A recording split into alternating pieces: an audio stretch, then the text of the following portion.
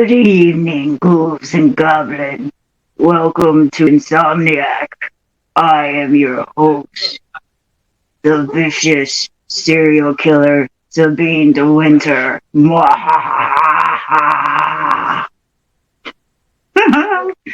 Just kidding. Still misread. Hi, hello, you guys. Welcome to Insomniac. I am your host, Misread. Just thought I'd lighten the mood a little bit because this is about to get dark, as most of them do.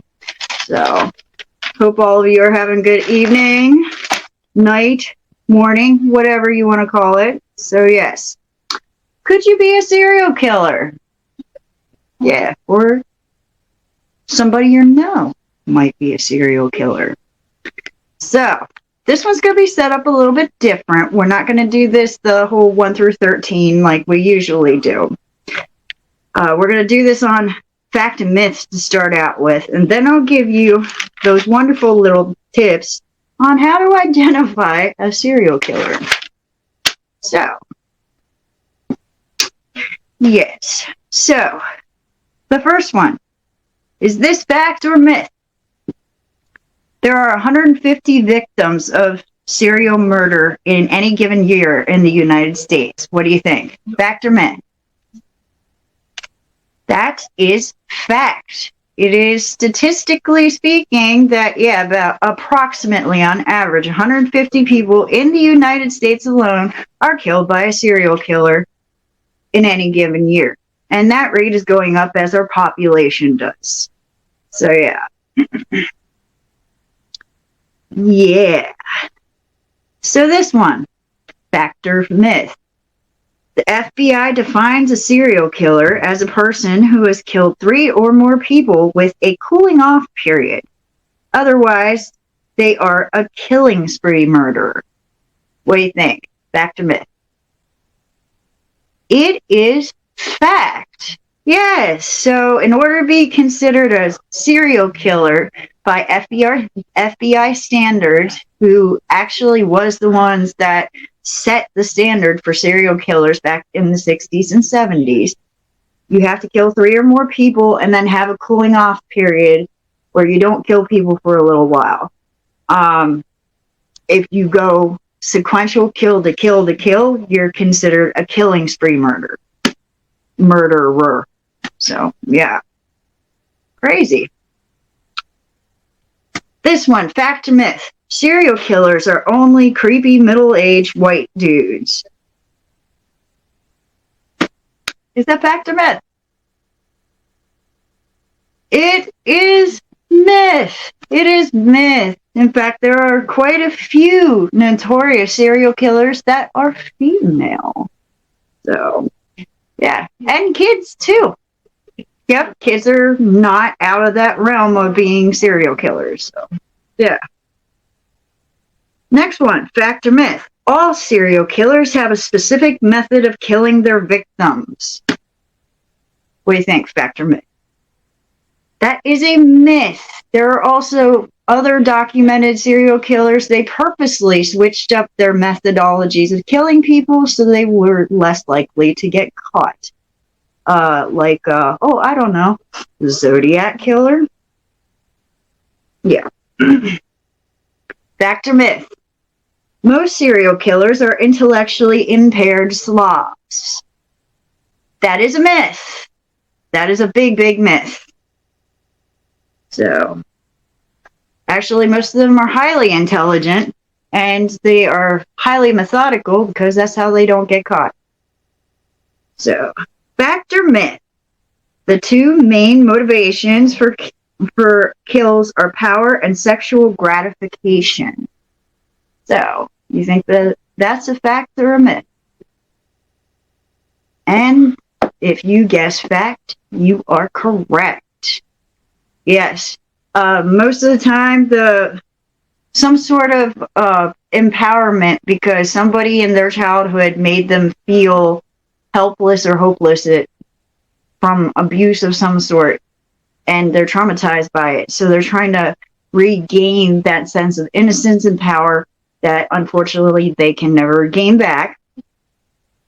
or they have weird, I shouldn't say weird, considered by society at that time weird sexual kinks. And this is how they're going to deal with it. So, yeah.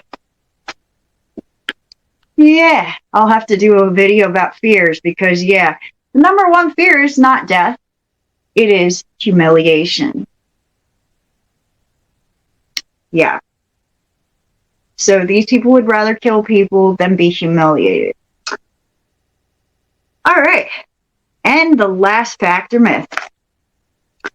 FBI estimates that there are between 25 and 50 serial killers operating in the U.S. at any given moment. You think that's fact or myth? If you guess fact, you are correct. Yes, and actually that number is only since 2005. It has actually gone up about 35%. So you're talking more like 35 to 65, 70 serial killers now.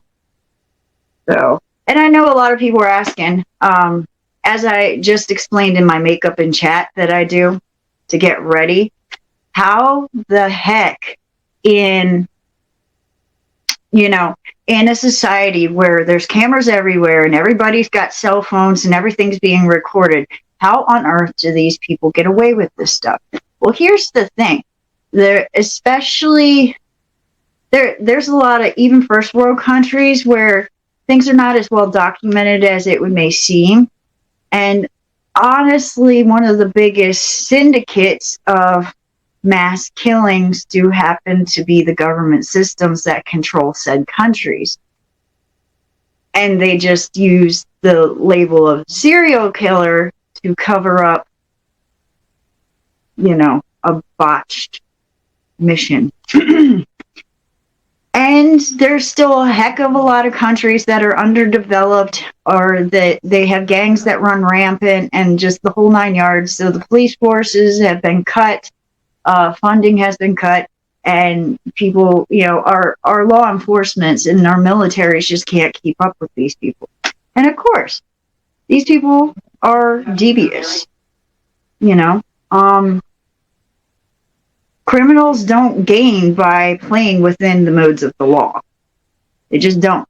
So they get smart. Okay.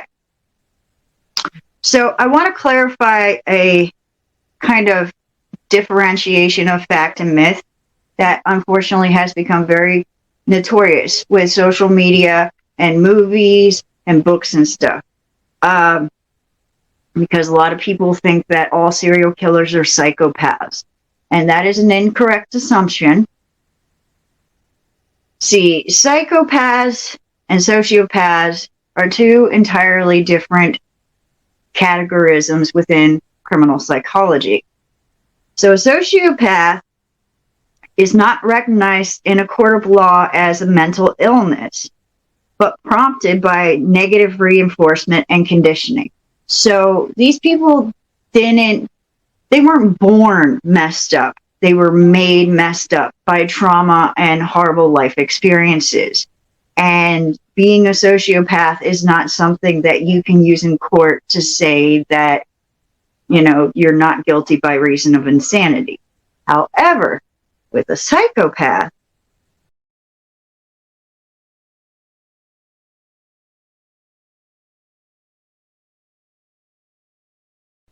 psychopathy is formed by underlying mental illnesses or defect, and it warps your sense of right and wrong. It is typically a genetic disorder, and you are born with it. So thusly, that can give you not guilty by reasons of insanity, and you'll go to a mental hospital instead of a regular prison. So this is, I just wanted to clarify this because you hear about it on social media, everybody talking about, oh, this person's a sociopath, this person's a psychopath. You need to be careful with what you're using, what sort of terminology you're using, because, yeah, you just do. And the other thing is that not all serial killers are psychopaths. Not all serial killers are sociopaths. Some of these serial killers are still sitting alive, and they stay sitting alive until they die because they were born that way. For example, Ed Gein, he was born that way. He was born with mental problems. Okay. In contrast to, for example, Ted Bundy. Ted Bundy is a sociopath. He went crazy because of things that went on in his life. So, but yes, it should be noted that serial killers, though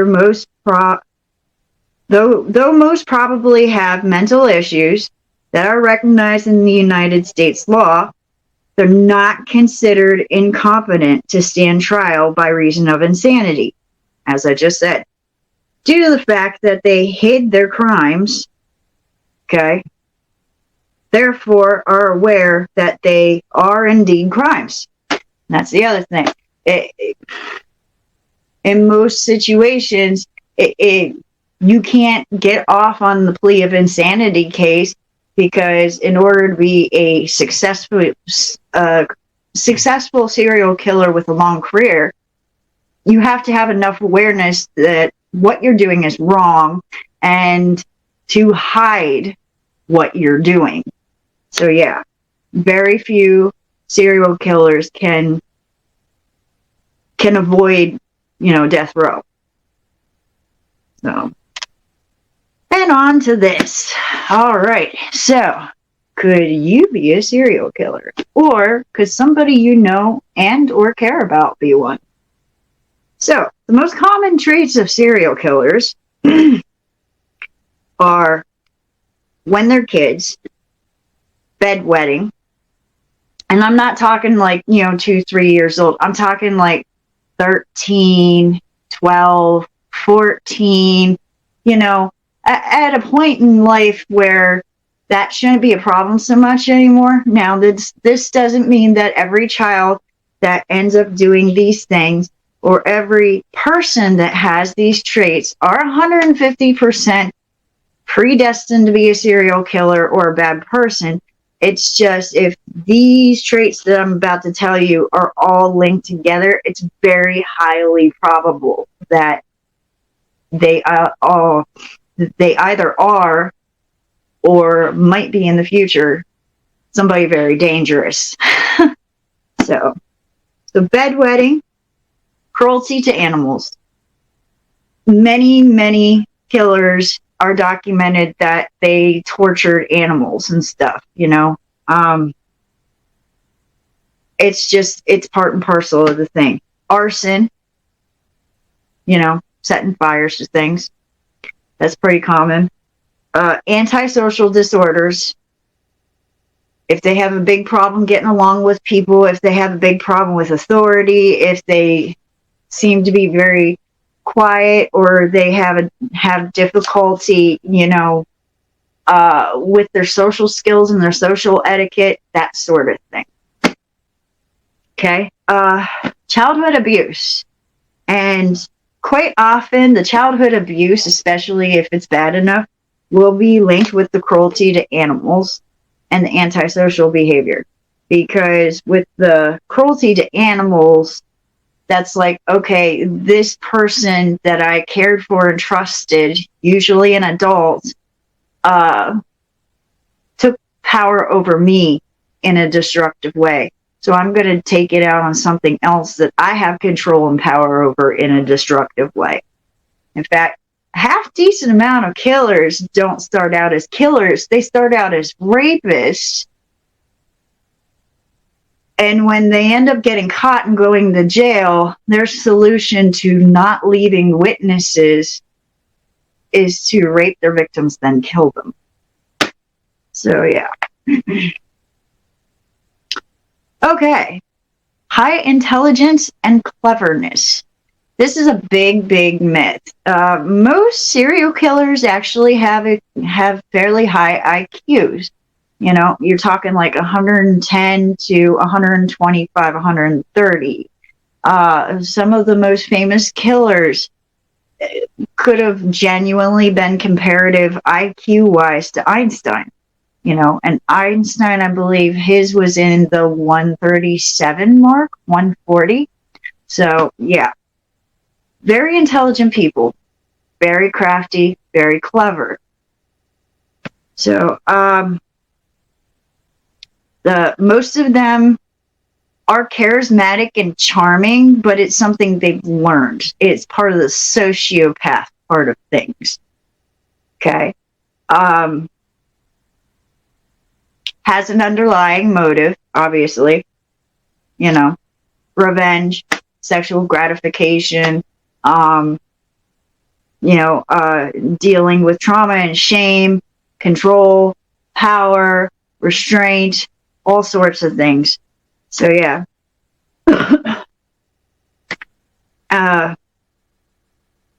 Adult serial killers that when they get they get good at their work, do things like establishing territories. They have a type. They have a type of victim they prefer to go after. They stalk their victims and get to know their patterns, and they're very good at reading people. They may not be very good at understanding social cues. That's the thing.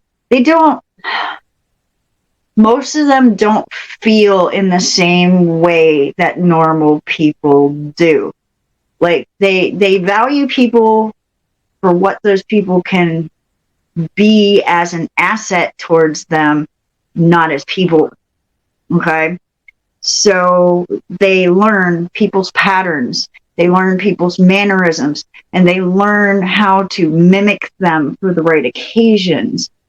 Again, they're very intelligent. I've met a person in my life that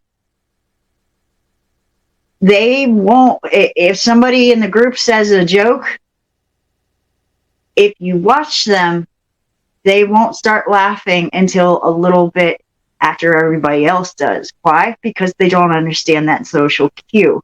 And needless to say, that and many other reasons on this list is why I don't associate with this person anymore. So, yeah. They may keep keepsakes. A lot of them you take trinkets or tokens or something. For example, the infamous fictional character Hannibal Lecter, he didn't necessarily keep keepsakes from his victims, but he ate them. So there were specific organs from his victims that he ate. Ed Gein, of course, it was the skins that he was after. With Pogo the Clown, which is John Wayne Gacy, he kept certain personal items like a watch or a shirt or whatever in a bag, in a closet. Things of that nature. There's a couple of killers that have kept, jewelry from their victims, or have even, they'll keep the jewelry from the victim, bring it home and give it to their girlfriend or their wife or their husband. Hey, I bought you an anniversary gift, or hey, I was thinking of you. Even though, 5 hours beforehand, they raped and killed somebody and stole that jewelry to put on their normal day partner. Yeah.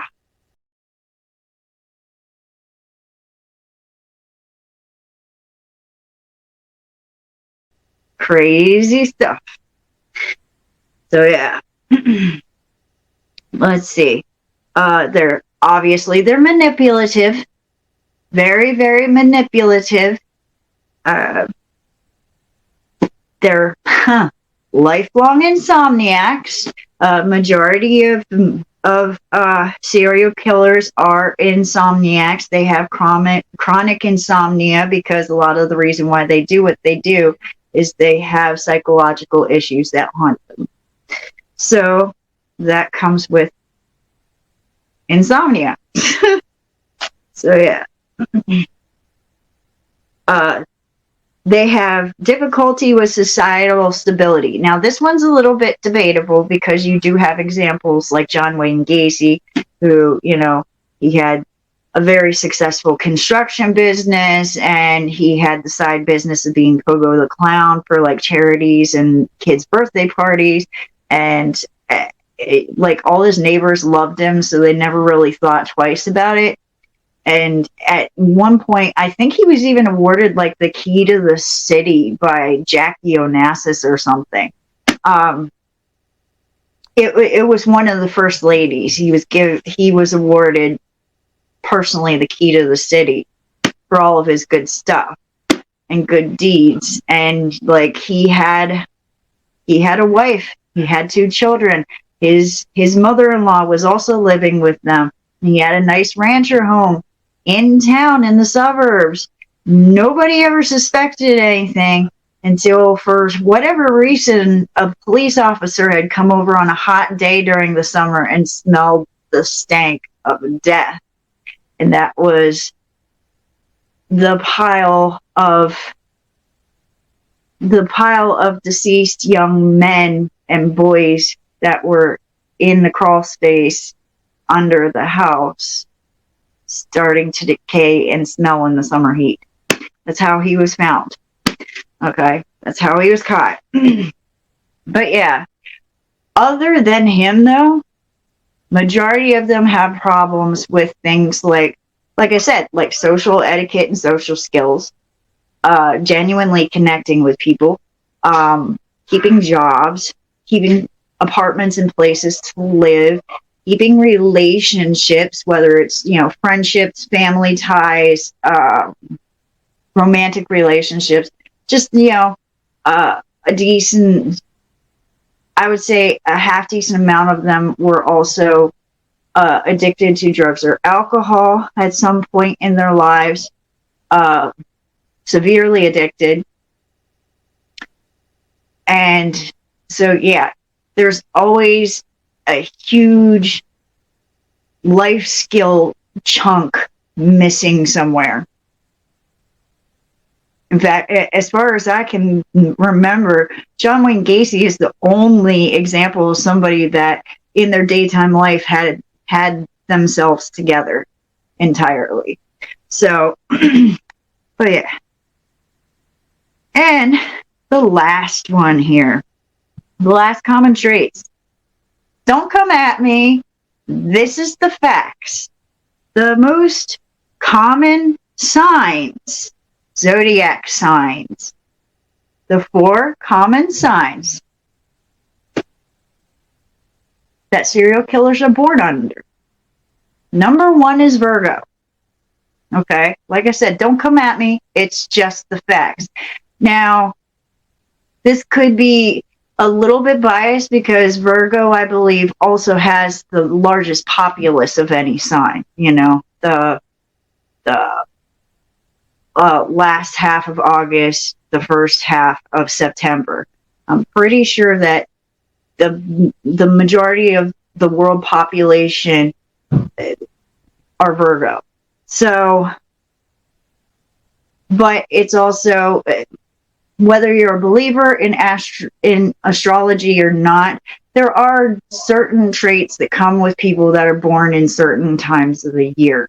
It does have a correlation in genetics. They have proven it, that things like sunlight, nutrition during different times of the year, etc., do have an effect on your personality and mood as a person. Thusly,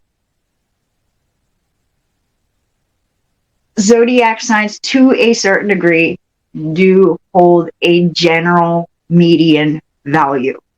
Okay? So, number 1 is Virgo. Number 2 is Gemini. Number 3 is Scorpio. And number 4 is Capricorn. Okay? So, yes. Anybody from those signs, don't come at me, bro, because those are the facts. I'm just giving you the facts. I have 2 beautiful children that are Virgos, and I cannot foresee either one of them purposely, honest to goodness, killing somebody in their lifetime, unless they were honest to goodness, provoked to do it out of defense of themselves or somebody they cared about. So, yeah. And my dad is a Gemini. And while, yes, he very much he's like any other, typical upper middle class American. He does like weapons and things like that.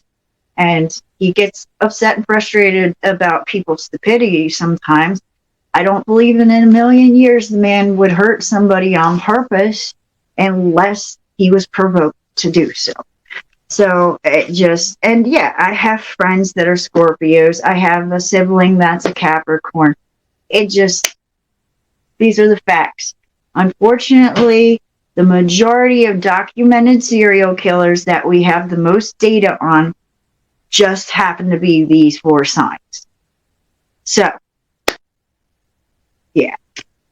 But those are your facts. Bedwetting, cruelty to animals, arson, antisocial disorder, childhood abuse, high intelligence, charisma, underlying motives, territories, there's a type, understanding people's patterns well, lack of empathy, keepsakes, lack of understanding of relationship dynamics, manipulative, lifelong insomniacs, and difficulty of societal stability. And the most common signs are Virgo, Gemini, Scorpio, and Capricorn. So yeah, that's if you think that somebody in your life fits those things, or maybe you fit those things, I would advise that maybe you, I don't know, try to help them seek help. Because if they're not a serial killer, they're quite obviously going through some very, very rough things. And we don't want that to become a bigger problem than it is. So yeah, mental health is just as important as physical health. Anybody that refutes that apparently has not gone through the situation of losing a loved one to one of these individuals that have done these things. So, but yeah.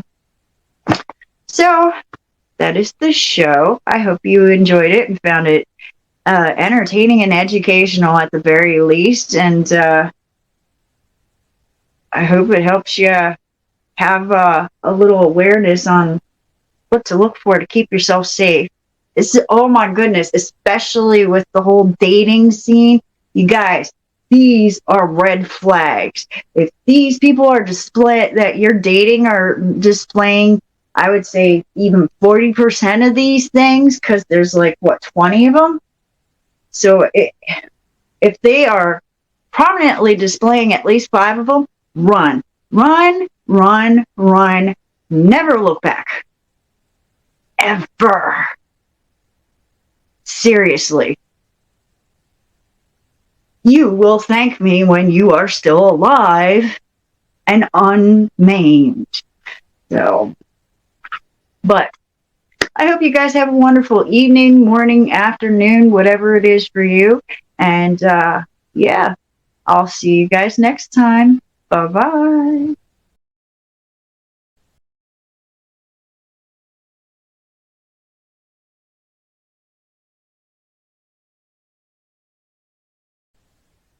Hello, it's Miss Red again. So just letting you guys know, we're going to have a very exclusive show all about mothers, of course, on May 8th for Mother's Day. So yeah, you want to know weird, creepy, and strange facts about motherhood?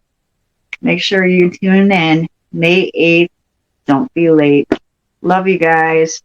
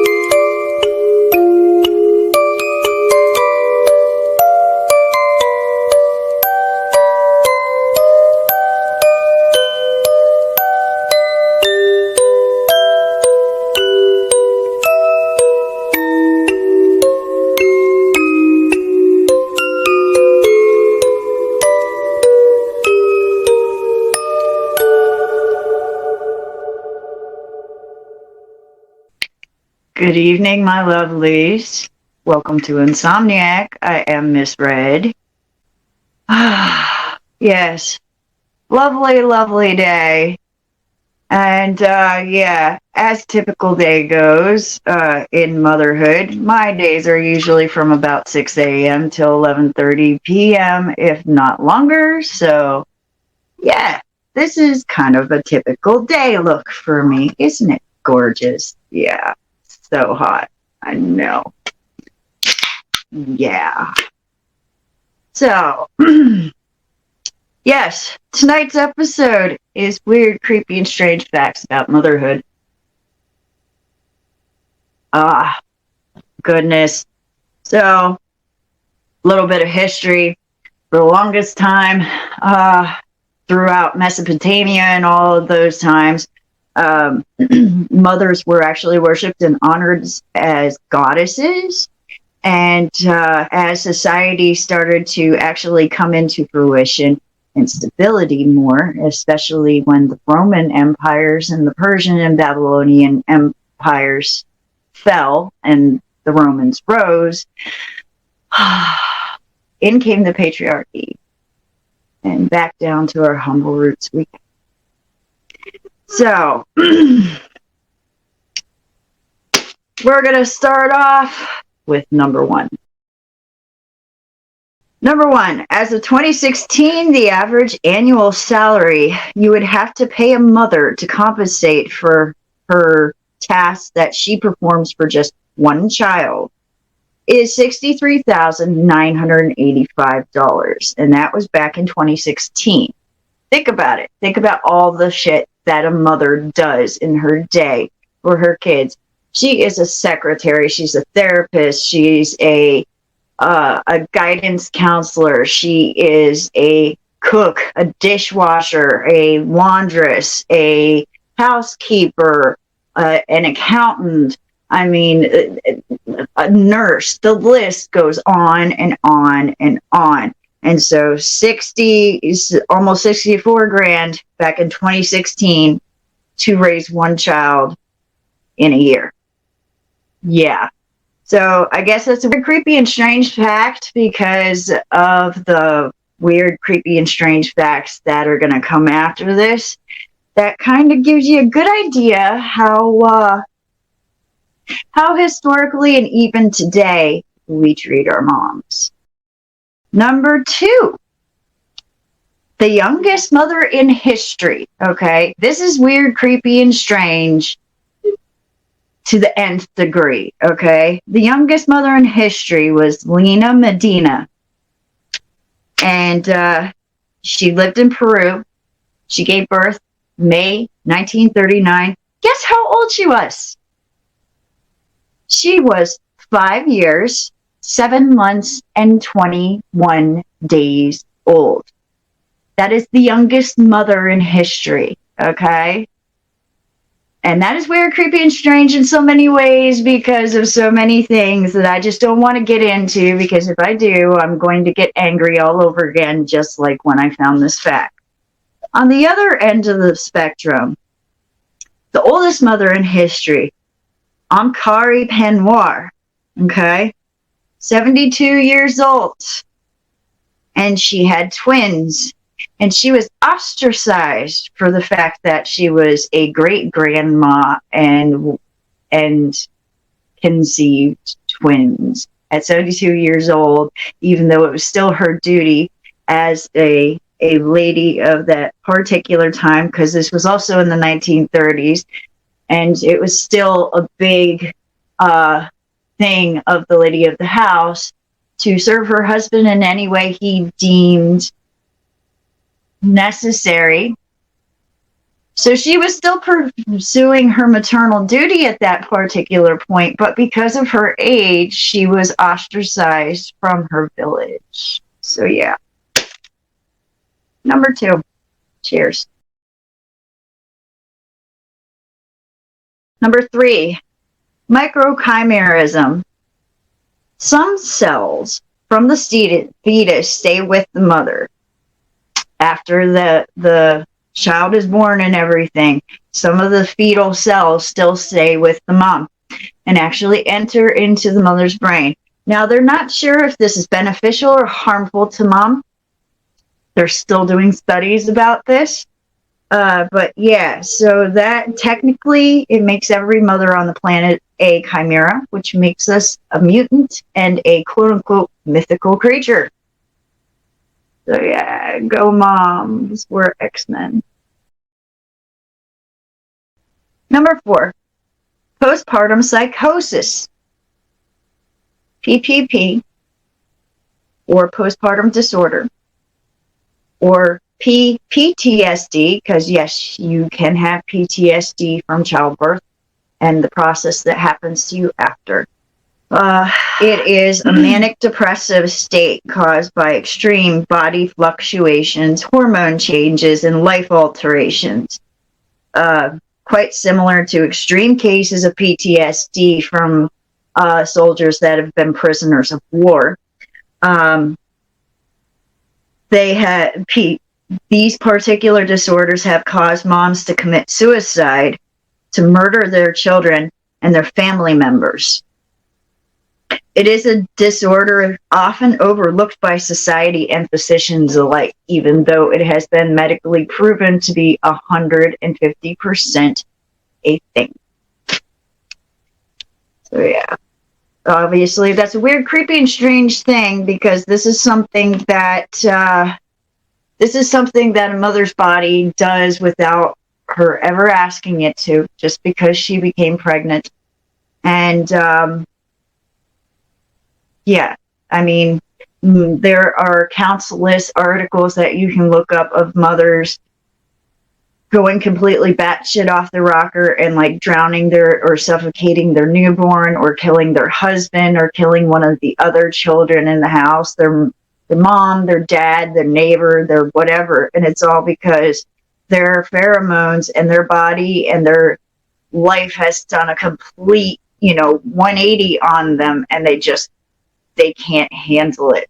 It has literally turned them insane. Number 5, cases of homicide by women have been won. In fact, it is the most common way that people win cases of homicide. And it's due to temporary insanity caused by periods, menstruation, PPP, PPD, PTSD, and menopause.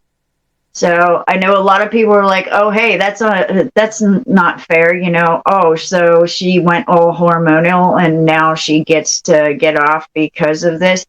Well, yes, but the other creepy, weird, strange fact about this is that a lot of countries, that if they do honor the insanity plea and they do put the woman into a mental hospital, that woman's almost hell-bent to be guaranteed to be a guinea pig for the rest of her life, involuntarily. So, yeah. And there are a lot of things that happen even today to mental health patients in mental health hospitals that just should never happen to anybody. So, yeah, it's sure, she's not going to go to prison, but she's probably going to be psychologically, chemically, and emotionally tortured for the rest of her life. So, which one's worse?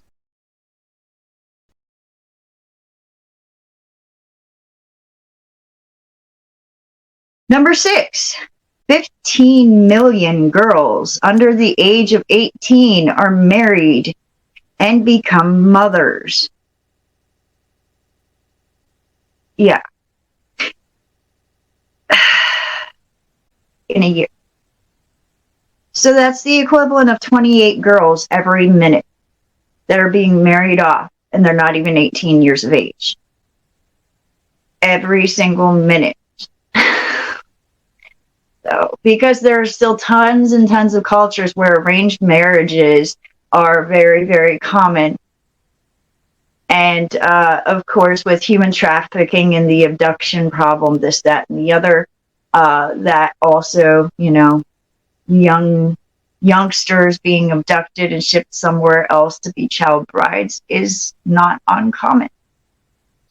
So, because once they're married, the laws as far as bringing them back to their home country becomes extremely complicated. So, yeah. Weird, creepy, and strange the whole way around. Number 7. 1 in 4 women. 1 in 4. 25%. 1 in 4. Are victims of sexual violence during pregnancy.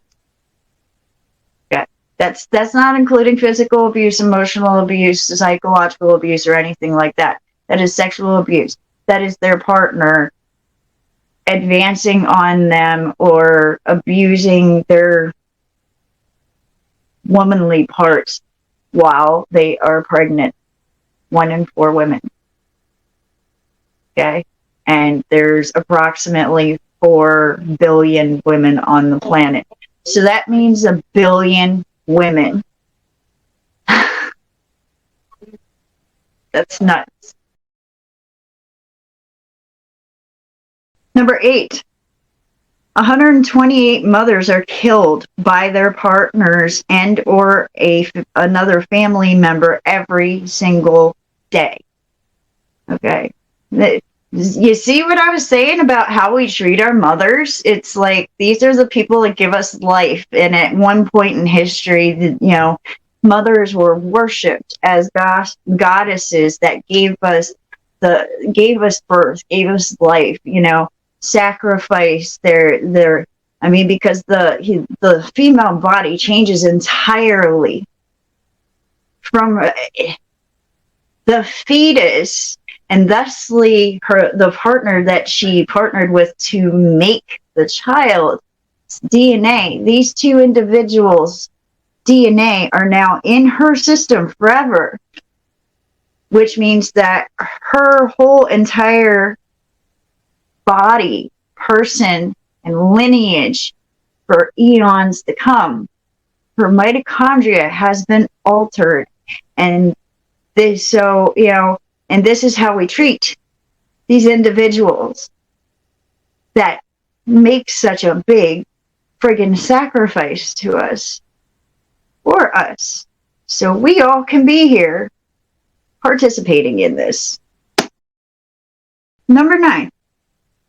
Trauma and abuse committed against a mother, especially while she is pregnant, has a 46% chance of being inherited by their children as a recurring phobia or a psychological disorder. So moms that experience some sort of trauma and abuse, especially while they're knocked up with their kid inherits that. 46%. That's pretty much you might as well play Russian roulette as to whether that child is going to have some sort of trauma or phobia that they're going to have to work through for the rest of their lives that they can't even explain, all because their mother was abused. It's like,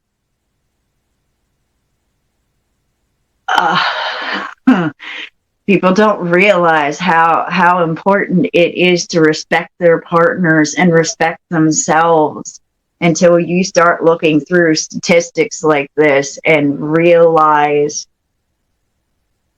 the repercussions of your choices. Number 10. Most mammal moms carry kids on their left side. So it's a little bit of a lighter one. Yeah. I didn't want all of them to be doom and gloom and really, really messed up. So yeah, this one is pretty interesting.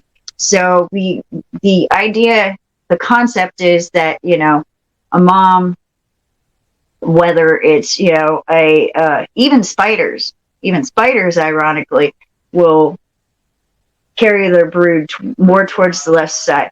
Why? Because in nature, the part of the anatomy for most higher functioning creatures, the right brain, the right side of the brain is what controls things like communication and physical motor skills that have to do with physical interaction with other creatures and so on and so forth. So most of them will, like most women will carry the child on their left hip and everything. Bears will kind of have their cubs kind of over the left shoulder more, that sort of thing. Same thing with monkeys. They'll have their young kind of strapped on their back like a backpack, and it'll be slung more towards the left side of them. So yeah, thought that was kind of weird. And the fact that it's true for so many creatures, it's like, wow, crazy coincidence. Number 11. Okay. This was actually, it's funny, but it's not, okay? The first article where I read this particular fact, and I had to kind of laugh because it was like only in the UK, and then I started reading more articles and realizing, oh, this isn't just the UK. So number 11 is mother cows kill more people than any other domesticated farm animal. Okay? That's crazy. And I'm like, okay, well, what about, like the running of the bulls and bullfights and stuff like that? And goats can be pretty nasty and cantankerous. And you know how they say about, the serial killers with the pig farm and all that sort of thing. But no, as far as people being attacked by farm animals and being killed by said farm animals, more people die from cow attacks than any other domesticated animal. In fact, there are more people that die from cow attacks. There's 3 times more people that die from cow attacks in a year than shark attacks, you guys. And so, yeah, I'm sorry. I don't mean to laugh, but I do, because it was like, oh my goodness. I think of a cow. I think, because I grew up on farmland, I think of these docile creatures and everything that, they have best friends. They sit there and moo, and they eat grass all day. You can walk up and pet them, and if they don't like it, all they're gonna do is like sidestep away from you. These are cows, in my experience. So to hear that mothers that are trying to protect themselves when they're going through the hormones of pregnancy, and mothers that are trying to protect their calves are the biggest domestic animal killers. It's like, wow, that's wild. I just, yeah. So yeah, cows. Who knew? Number 12. Many mothers in the insect world become a snack. Okay. There are many, many different species of spider. Praying mantises do this sometimes. Lots of different insects, and I'm not sure if the octopus does this, if certain species of octopi, even though they're not insects. I believe they're actually cephalopods. But yeah, they actually become the snack. So their kids are born, and either the kids eat them trying to come out of the womb, or shortly after the kids are born, the mother becomes their first meal. And this is actually called matrophagy, mother eating. Yeah, matrophagy. So yeah, and that's weird, creepy, and strange for obvious reasons. And I know a lot of people were like, oh, that's barbaric and horrific. But as I've stated before in a few episodes, we still have the tradition that is alive and well in many different cultures of eating the placenta. And that is technically matrophagy too. In fact, that's almost crazy because that's infantophagy too.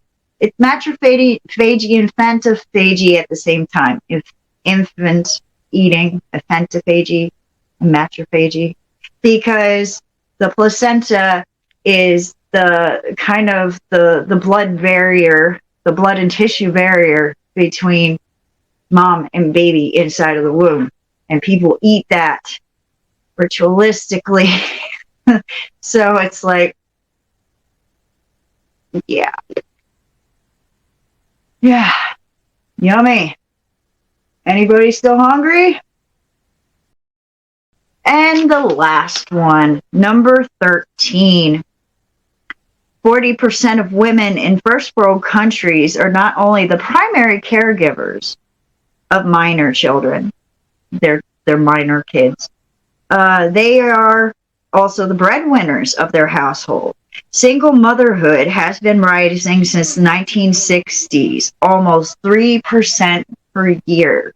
Divorce rates raised at least 0.75 per year. And it just, the list goes on and on and on. So a trend since the 60s, since basically the declaration of the true revolution of women's rights, there's become more and more single moms out there that are, will bring home the bacon and fry it in the pan too. And it's just, yeah. So how do I put this? How do I put this in a nice way? Gentlemen, if you don't want to become part of the statistic, pay attention to the statistics that are going on, and perhaps pay attention to what 50% of the population is telling you, so that you don't become part of that statistic.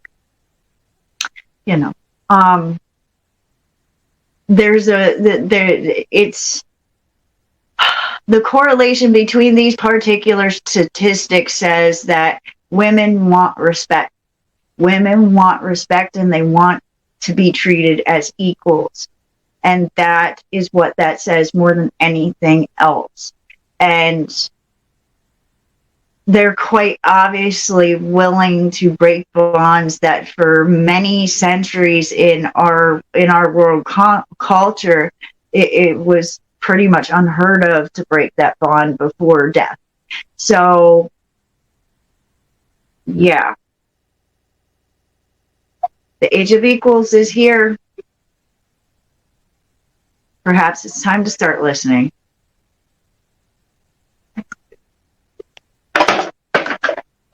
And those are your 13 facts. Yeah, about motherhood. Yay! So which one did you find the most interesting? Which one did you find the most creepy and strange? And yeah, which one did you find the most depressing? Because unfortunately, yes, this particular list got very, very depressing. I try to find the most weird, creepy, and strange facts that I can. And unfortunately, quite often, those weird, creepy, and strange facts are not just weird, creepy, and strange, they're horrifying, to say the least. Especially when it comes to humans and what they will and will not do to each other and others that we share the planet with. So I do apologize to everybody that has, weak stomachs and weak constitutions, that so often my videos are a lot to stomach. But I mean, this is the truth and the reality we live in. These are the facts. I wish I could say differently, but it is true. So, but yeah. So, and if anybody has been suffering for any of these things, there are awesome and wonderful crisis hotlines that you can call.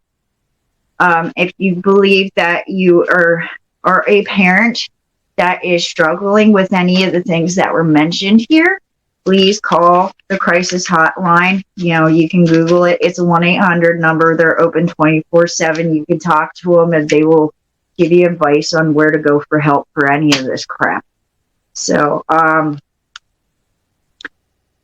yeah, because, yeah, mental health is just as important as physical health, if not more.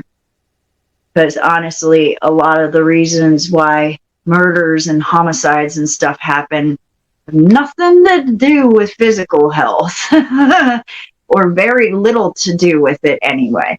So, yeah. But yes, I hope you guys enjoyed this one. Again, this one was still a rough one. And I will be getting you guys one that's a little more lighthearted here very shortly, because we have come down a really dark detour lately. And while, yes, those might be fascinating facts, I don't know. I'm starting to feel like, yeah, maybe we need to do something a little more lighthearted. So yeah, if you guys have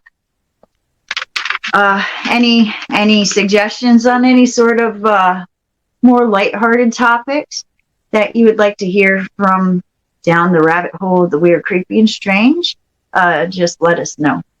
But until then, thank you so much for tuning in. As always, love to see your faces and have you here. And I will talk to you next time, okay? Bye.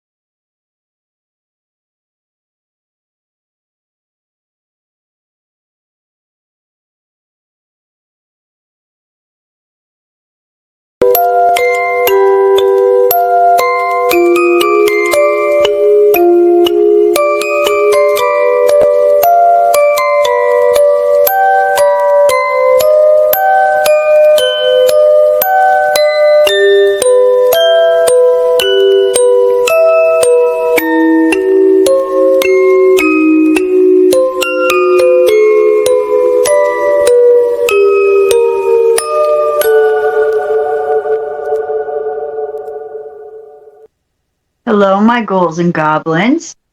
I am your host, Miss Red. Welcome to the next episode of Insomniac. And today we're going to be talking about May. Specifically, more about May Day. No, I don't mean the whole French thing of, asking for help and in care sort of thing. I mean the actual holidays and stuff of May Day, May the 1st, Beltane and all that.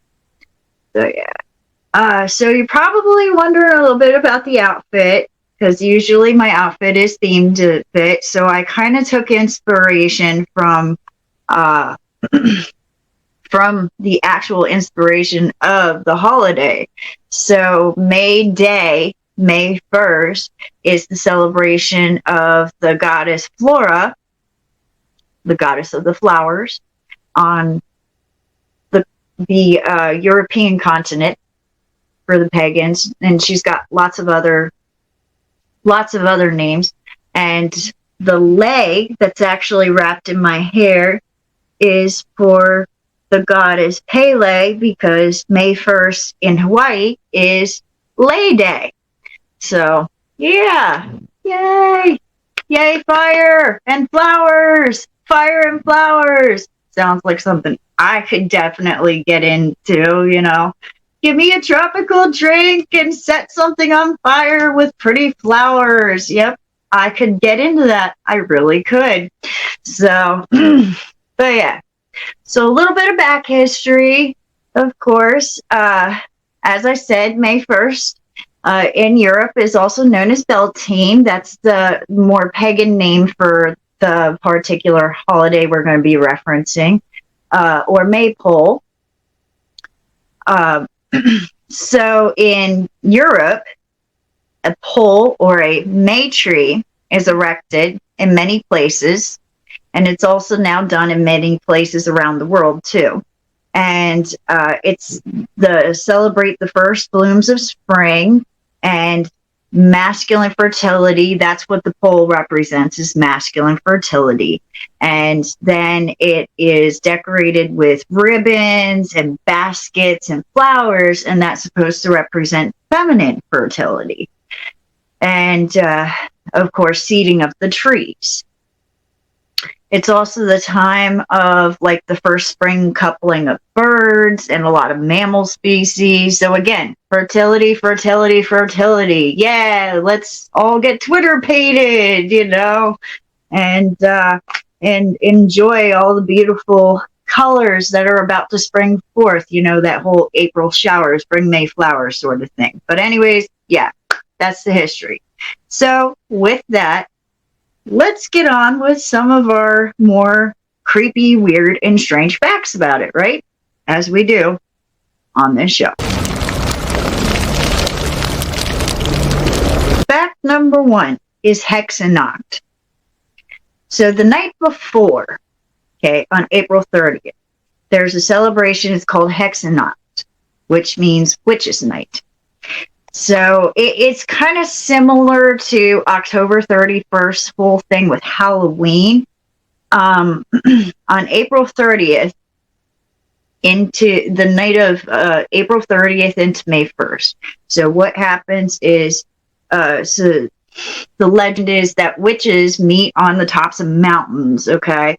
And they meet up there to like drink and fornicate and party and dance with the devil all night long to restore their powers and curse people.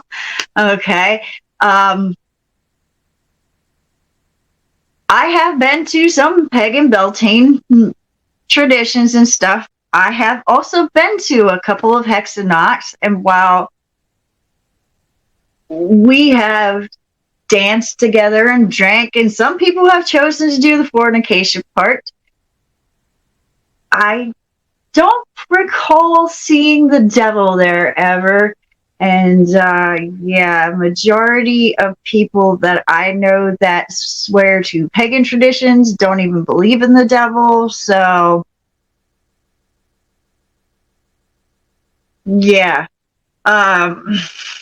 pretty much this particular belief, it came out of the Germanic Middle Ages, where they were trying to kind of ostracize these sorts of things like Beltane and this, that, and the other, trying to draw people away from these traditions, saying that they were unchristian and that they were blasphemous and racy and all that junk, as like most really fun pagan traditions. So yeah, but yeah, it's kind of weird, creepy, and strange. And not only that, it's like, how I'll put it, I know that the devil supposedly can be just as omnipresent as God in Christian tradition, but can he really be on every hilltop and mountaintop in Europe to be fornicating with hundreds of witches and warlocks all at once? Oh man, talk about that hangover. Could you imagine that hangover in hell the next morning? That would be crazy. But anyway, yeah, Hexanacht.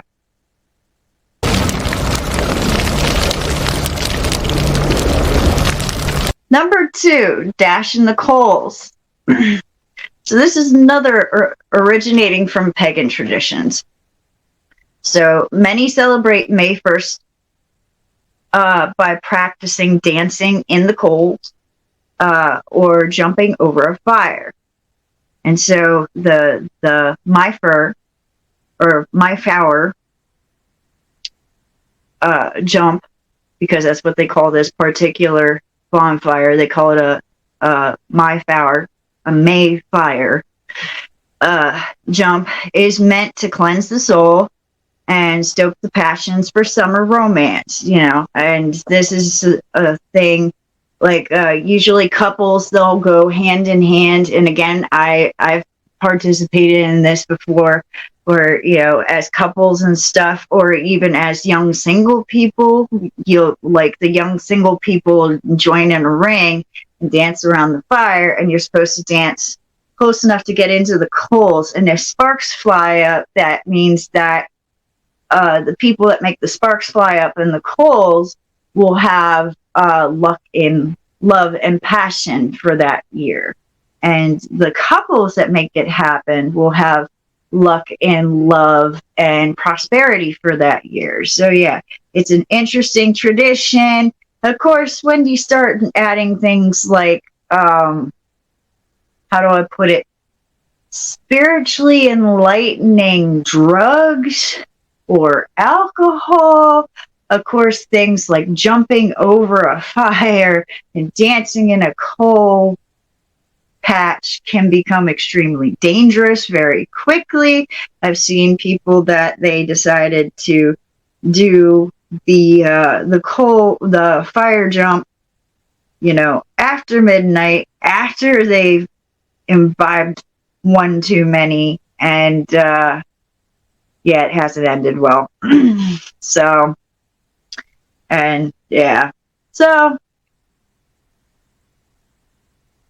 I get the concepts, but I guess if you're gonna be dumb, you're gonna be tough, and so maybe some traditions should go by the wayside. I don't know, but cheers to fire and passion and drunkenness and romance.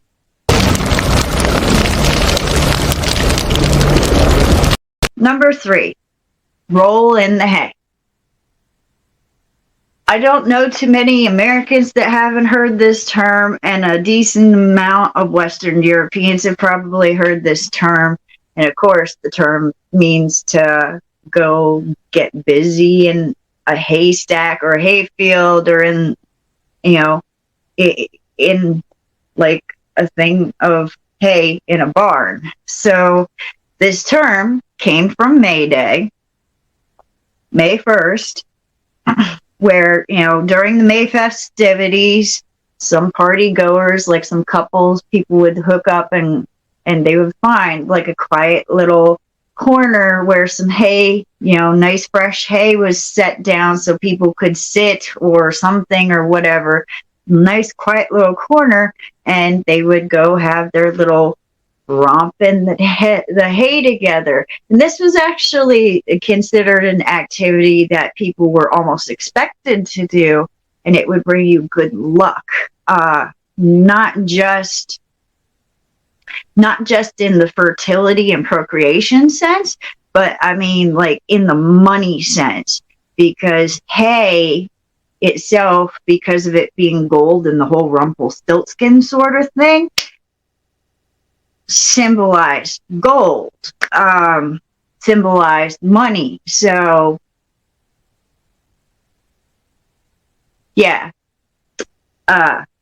producing passion, producing something good within the hay was thought to bring that good energy vibe to attract money and all that sort of thing to people. So whether it actually works or not, I don't know.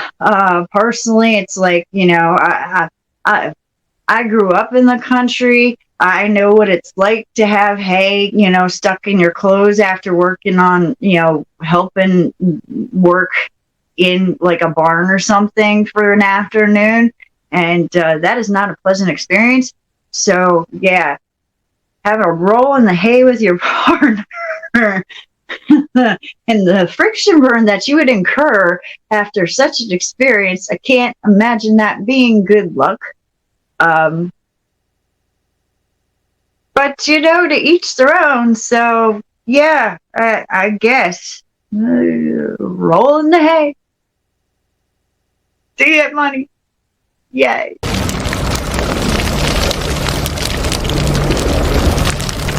Number 4. So, May Day also has a more practical celebration. Actually, the whole month of May does. So, it has the thing of International Workers' Day. Okay, so back back at the turn of the century and stuff, last century, there were not a whole lot of labor laws and stuff in place. So the month of May is when a lot of workers decided that they were going to start protesting hardcore.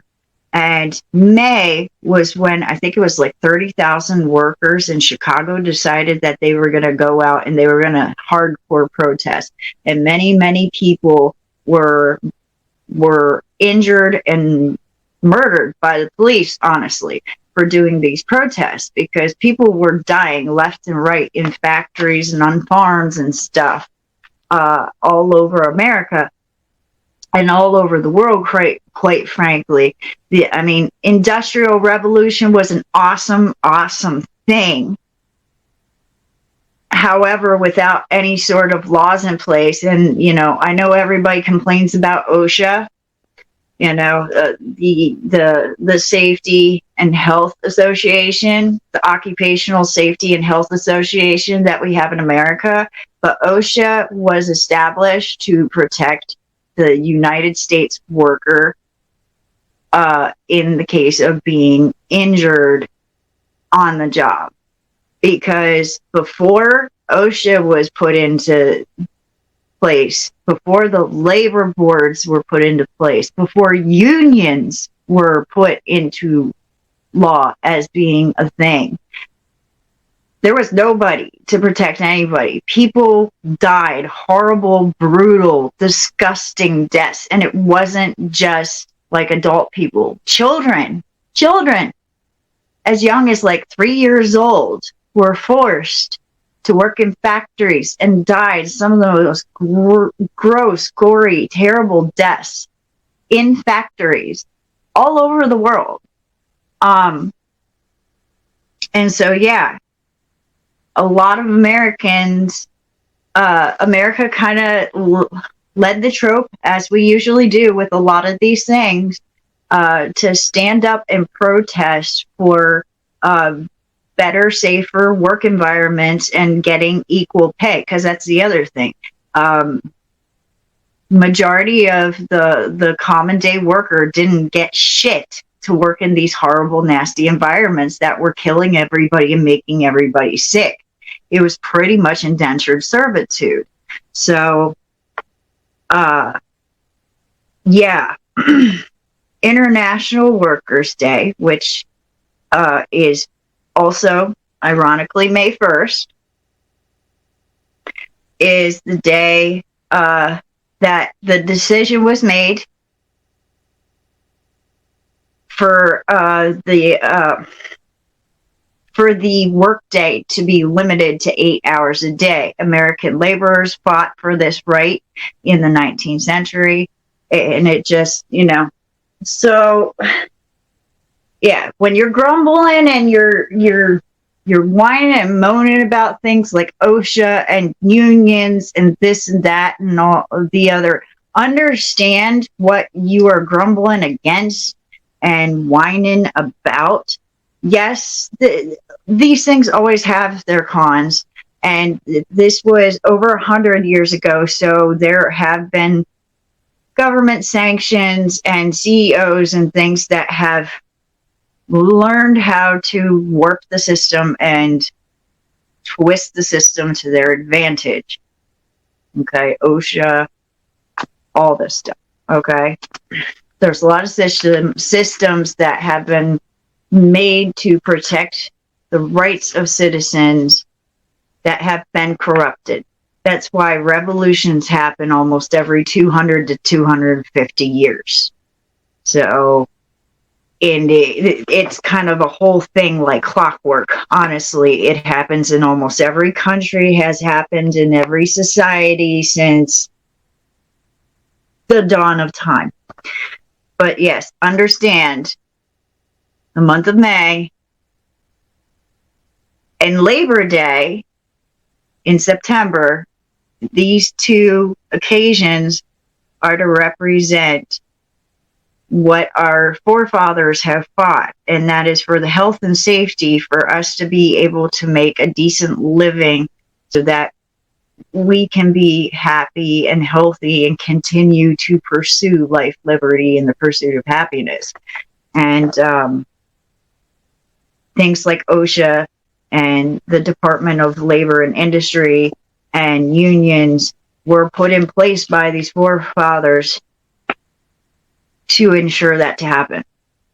And if they're not working for us anymore, we need to be the ones to make it happen, because we were the ones to put it there in the first place.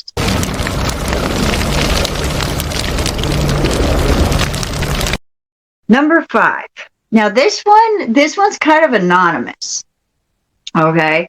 Nobody really knows where this one originated from or why, but there's a rumor going around that a wedding in May is considered bad luck. In fact, that there's a saying, a wedding in May, you'll rue the day.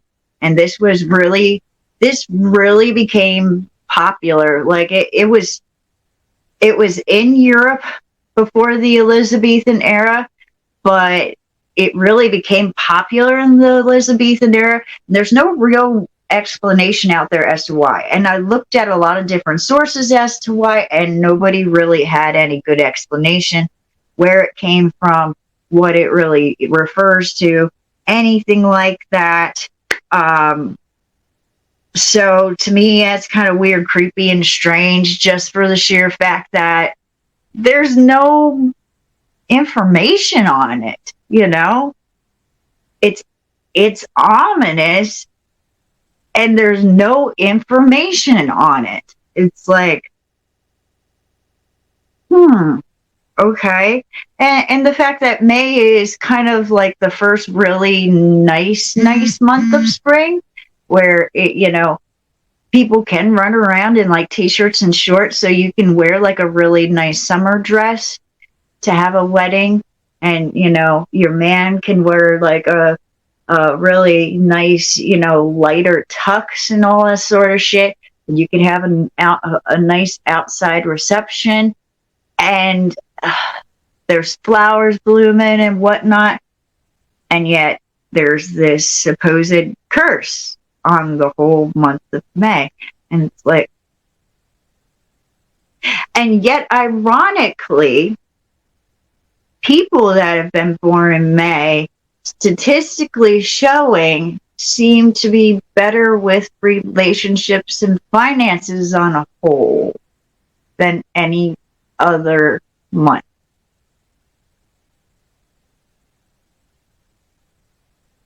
So, I don't know. What's up with that, right? I don't know. It's kind of crazy. But, yeah. Wedding in May. You'll rue the day.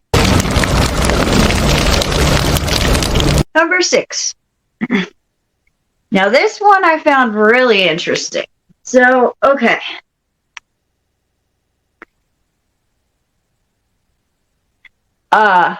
U.S. presidents, right?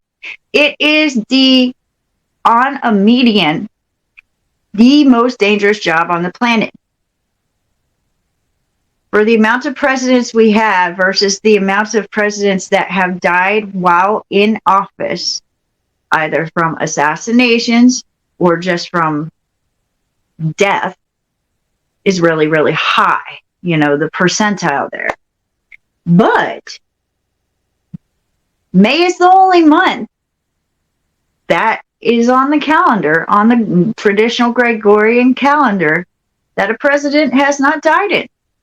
And it's like, that is very, very curious. No U.S. president has died in the month of May. There are some months that more presidents have died than others. There are more months that some presidents have been assassinated in than others. But no president has died while serving in the month of May. And that was really curious. And that might be a rabbit hole that I explore all on my own, just out of morbid curiosity And who knows, I might end up like having some sort of weird, messed up wormhole conspiracy theories in my own brain hole because of it. I don't know. But, yeah. No dead presidents in May.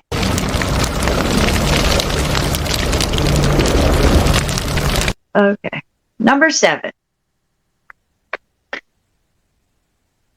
May hosts the Ela Aqualit Ela Aquarids meteor shower. I think that's how you say it. If I butchered it, please forgive me. Maybe somebody can do a recording in the comments of how to actually say that one, because I'm not sure. Ela Aquarids meteor shower. It's between April 19th and May 28th. It is one of the most consistent meteor showers that we have in our solar system that passes by Earth.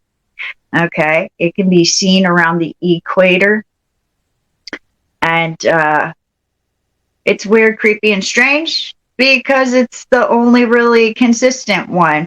It's also weird, creepy, and strange because they're pretty sure that the meteor that hit the Earth that made the dinosaurs go extinct came from this particular shower.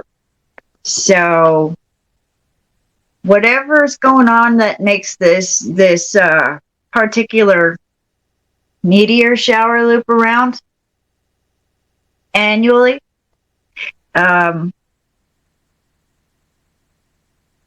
made a whole era of species go extinct on this planet. My gosh, if I could talk, I'm sorry, you guys. Made a whole era of species go extinct on this planet. So that's a little weird, creepy, and strange, and actually quite scary because, will it do it again? Will it be us next time? I don't know. But I was watching videos of Ela going around each year, and it is very beautiful to watch. You can take trips down to Florida, Louisiana, Mexico, all that sort of thing, and you can see it, and it is quite beautiful. But yeah, so killer meteor shower, annual killer meteor shower. That definitely makes my weird, creepy, and strange list. Number 8. Now, this one isn't, how I put it, isn't particularly weird, creepy, and strange per se, but I found it interesting. The Empire State Building opened its doors on May 1st, 1931. Okay, and I thought that was just kind of cool because, well, it's an Empire State Building, and at that particular point in time, the Empire State Building was the tallest building on the planet. So, yeah. Excuse me. So, it was a really big mark in human history. Humans have always been fascinated with that whole thing of trying to get as close to the heavens as we possibly could with still having our feet on the ground. And so that was a really big mile marker for us to be able to establish the Empire State Building. And so, yeah, I don't know if maybe weird, creepy, and strange for people that are afraid of heights. If you want to go on that long stretch, I guess if you want to bonus back the whole thing about the penny is false, is incorrect. Can't kill somebody by dropping a penny off the Empire State Building. Because of how a penny's shaped, it doesn't gain enough airspeed velocity in order to do that. But if you drop a pencil off the Empire State Building, it can, because it will gain enough momentum and airspeed velocity to go straight through the top of a person's head. So there's a weird, creepy, and strange fact relating to the Empire State Building. Doesn't necessarily have to do with May, but it relates to the Empire State Building. So yeah, there you go. Bonus fact to go with number 8. Yeah. Ah, goodness.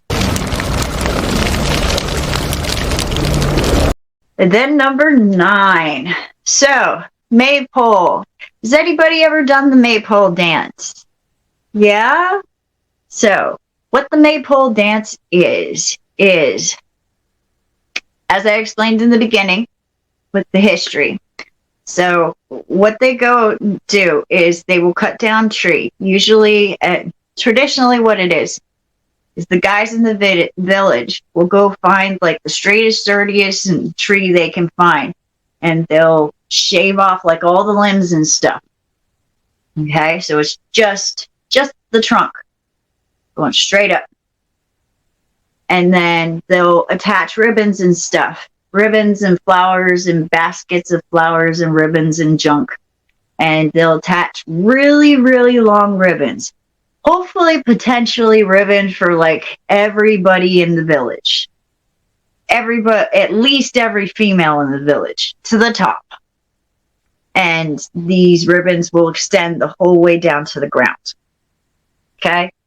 And then every eligible female in the village will grab a hold of one of these ribbons and will start this dance where they're weaving these ribbons, in and out, all around the pole, until basically they get too dizzy and they're out. They're out of the dance. Or the pole gets wound up. Whoever is the last one to be dancing is declared the May Queen. Okay? And she can basically have her pick of any of the eligible bachelors in the village, whether he wants her or not. Okay? So it's kind of the reverse of arranged marriage, and she can pretty much do whatever the heck she wants with this guy during the festival of May Day. And he has to agree to it. So if she's a sadist, he can't say no, or he risks being shunned and ostracized by his village. Yeah. Yeah, it is short of killing somebody else or being killed himself. He cannot say no to any request she demands of him. Okay? She's the May Day Queen. On top of that, yes, there are a lot of different things that are part of the May Day festivities. There are certain sacrifices that are considered traditional of certain cultures in May Day that some of them do. That some of them do involve human sacrifice. Some of it. Okay. Anybody who's seen the movie Midsummer, actually a decent amount of the things that are done in the movie Midsummer are actually May Day traditions. Not Midsummer traditions. They are Maypole traditions. Okay? That's part of the reason why I really, really dislike Hollywood, because they really, anything religious, I don't care if it's Christianity, Satanism, paganism, Wicca, voodoo, Haiti in general, anything. But nihilists, atheists, they usually mess it up so bad for everybody.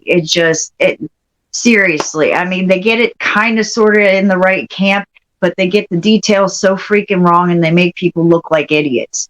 And yeah, and they usually take like the worst details, like it's a phenomenon that happened once a year ago, and it might not even have actually happened. It might just be some scary legend that was made up by an enemy one time, and we don't really know if it actually happened. For example, the thing where they pull your ribs out, the eagle thing. They pull your ribs. Supposedly, it's like a pagan Viking punishment thing. There's no real documented evidence that punishment has ever been performed on anybody. It is documented evidence that was supposed to be an ultimate punishment in certain Viking and Norse tribes, but whether somebody actually ever got that as a punishment, there's no documentation of that.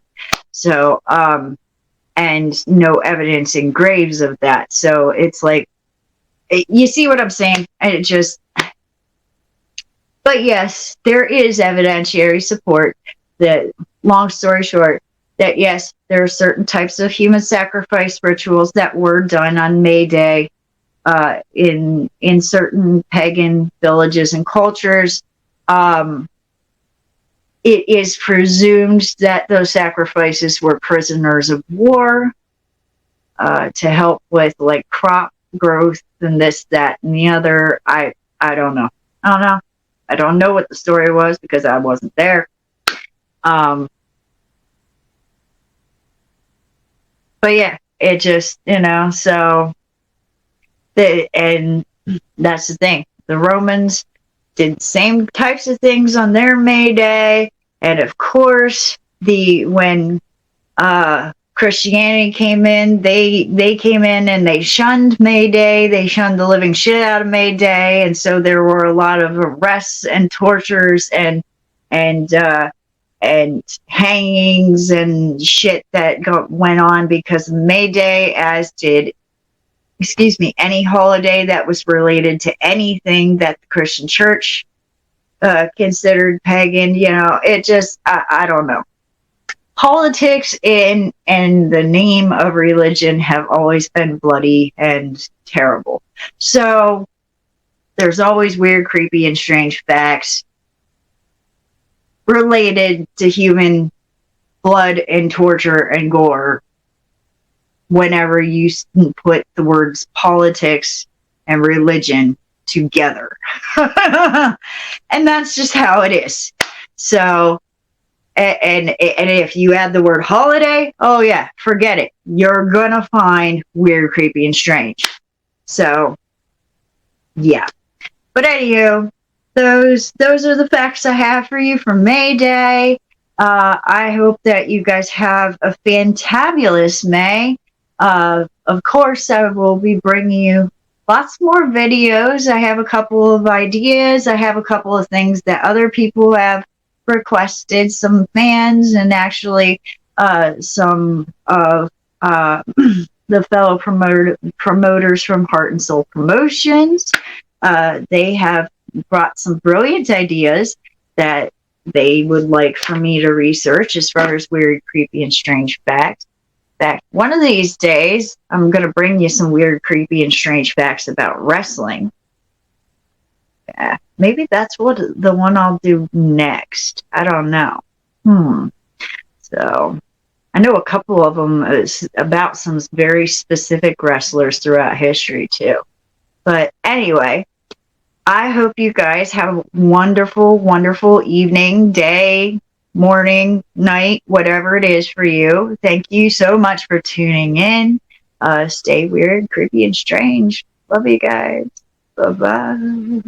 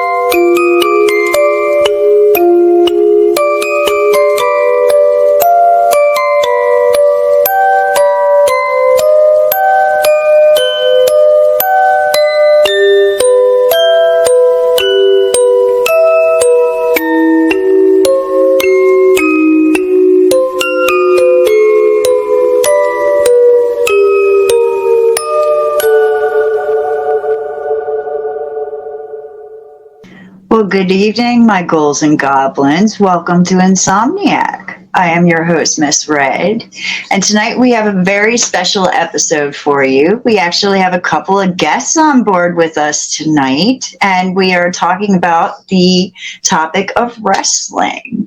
So, how about I introduce our guests a while? Give a big round of applause for the crazy ass white boy himself, Mr. Heathen. And he's not my boss. He's not your boss. He's Mr. Bossolini. How you doing? Howdy, hey, gentlemen. How are you tonight? Howdy, hey. Howdy, hey. So, you ready to hear some weird, creepy, strange facts about wrestling? Oh, let's get into it. I've been looking forward to this all week. Number one, Mr. Bob Orton. He got fired from WWE in 2006 for Hep C. Okay? Yeah, he contracted the contagious and possibly deadly disease as a teenager. He had it so long he forgot he had it. Which I was like, how do you forget you have Hep C? But okay. Exactly. Yeah. And so I don't know if either of you guys watched this match, but he had a match with The Undertaker when he was with WWE. And it got kind of rough and rowdy, and they both ended up with cuts and shit all over them. And so both of them got tested for hepatitis. Undertaker came back negative. Bob Orton came back positive, so he got booted. I did not know that. That's a new one on me. Yeah. Ain't no Big Daddy Bob was running around with hepatitis. That's insane, though. Yeah. And I found that weird, creepy, and strange because, he wrestled for years and years and none of his colleagues knew about it. So that's something he could have on to his colleagues and they never would have known. Oh. Yeah. It's like, yay, woohoo!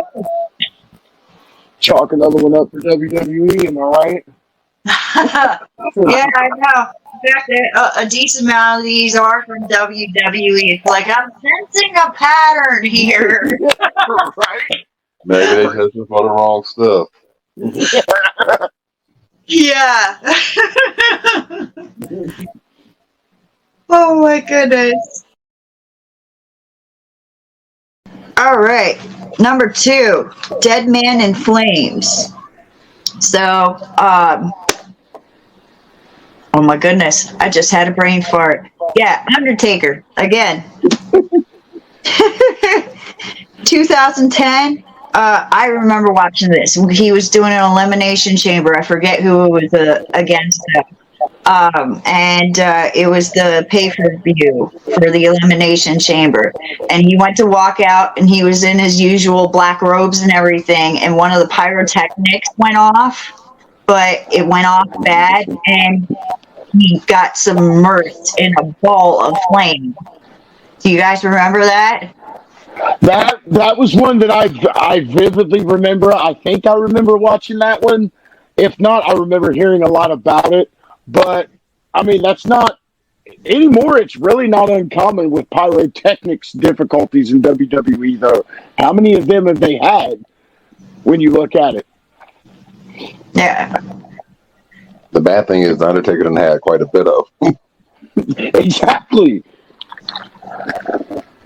Yeah, well, I guess that was kind of, they started doing OSHA, because of that particular incident. OSHA now has 3 new pages in their book that is just for the wrestling entertainment industry and what sort of materials the wrestlers can wear out on stage while exercising pyrotechnics. And I'm like, really? So many people were getting injured that OSHA had to step in and be like, all right. Well, I mean, when you look at it, you had the one with Jeff Hardy. You had the one with Undertaker. You've had there was another one. I can't remember the name of it right offhand, but there was another one that was like that. So, I mean, in a way, is it really surprising that they had to have 3 more pages?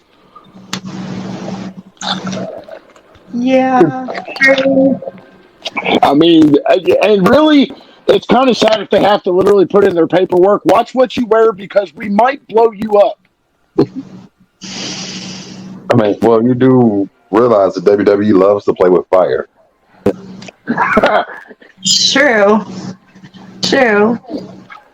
And I get it. I mean, it really, it really makes a scene and definitely is exciting, but Yeah. Yeah, it's exciting for everybody except for the person.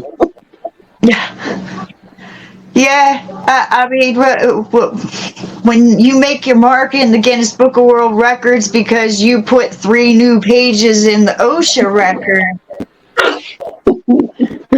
We set the standard for safety issues. Look at us go.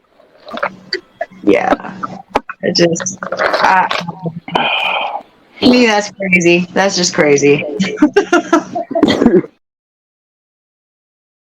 Number 3. More wrestlers have won the Royal Rumble from the number 27 spot than any other. Now, granted, that's only 4 people. But that was Big John Studd in 89, Yokozuna in 93, Bret Hart in 94, and Steve Austin in 2001.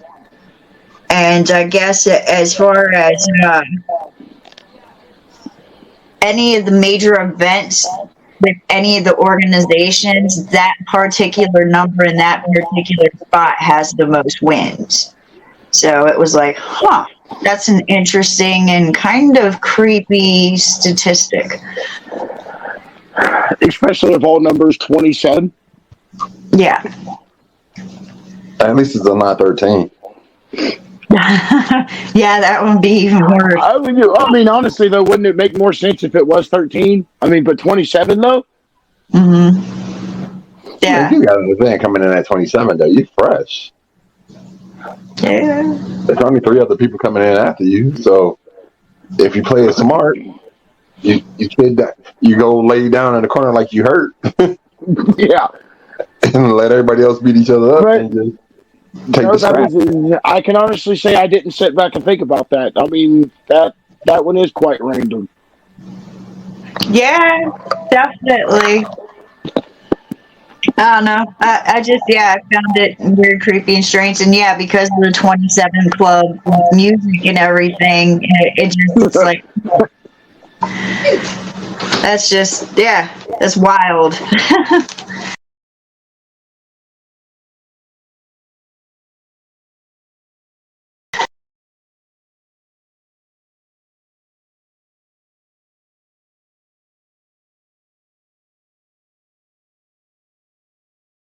Number 4, Jake the Snake.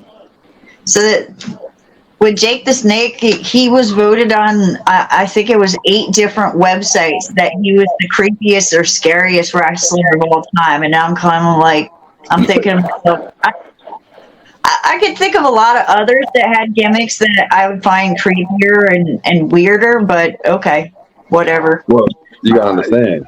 Once he beat you, he tossed a python on you. I was getting ready to say that. It's like you got guys like Papa Shango and, some of these other darker image, characters, but yet when it comes to Jake the Snake, it's like dude's literally going to throw a snake on you. Or, like a Macho Man Randy Savage situation. You're going to get bit and when it comes to Jake the Snake, he's always had that. When he was in character and just his promos, he could set off just that creepy vibe just by talking to you.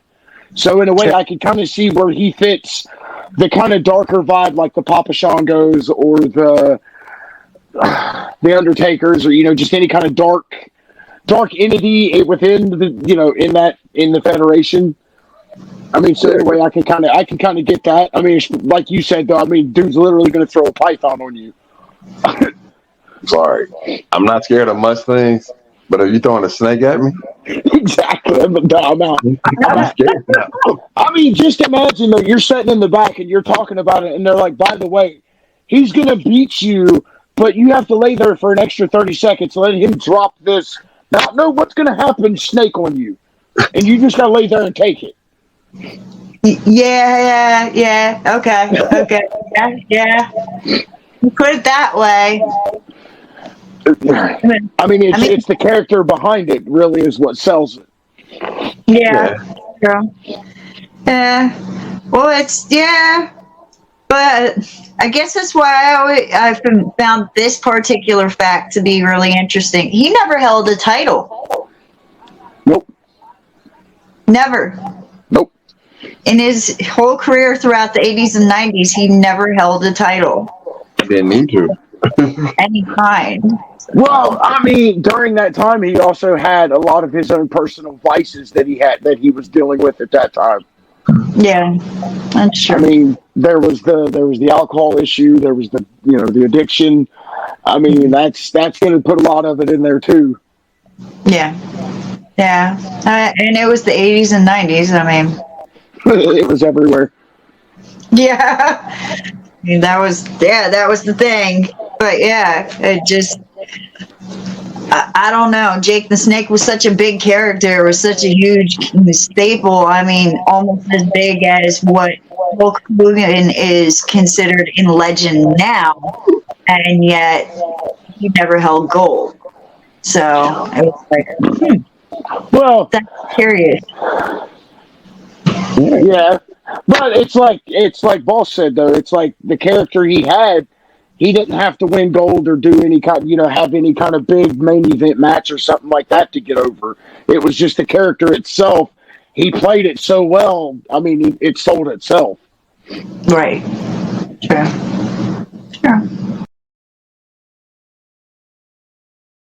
Alrighty, number 5.